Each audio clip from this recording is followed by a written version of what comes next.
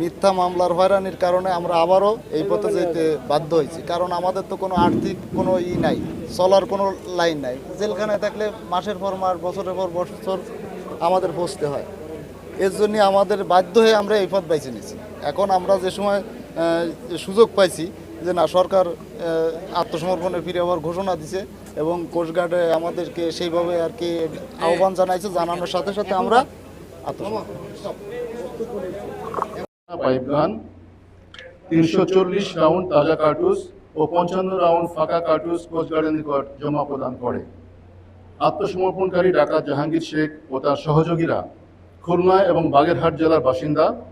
ছোট জাহাঙ্গীর বাহিনীর সদস্য হিসেবে তারা দীর্ঘদিন যাবৎ সুন্দরবনে ডাকাতি সহ সাধারণ জেলে ও বাওয়ালিদের জিম্মি করে মুক্তিপণ আদায় করে আসছিল। জব্দকৃত অস্ত্র, গোলাবারুদ ও আত্মসমর্পণকারী ডাকাতদের পুনর্বাসনের ব্যবস্থা সহ পরবর্তী আইনানুগ কার্যব্যবস্থা গ্রহণের কার্যক্রম প্রক্রিয়াধীন রয়েছে। সুন্দরবনের সকল সক্রিয় বনদস্যুকে বাংলাদেশ কোস্টগার্ডের নিকট আত্মসমর্পণ করে স্বাভাবিক জীবনে ফিরে আসার আহ্বান জানাচ্ছি। আত্মসমর্পণকারীদের ঊর্ধ্বতন কর্তৃপক্ষের মাধ্যমে পুনর্বাসনের সুযোগ দেওয়া হবে।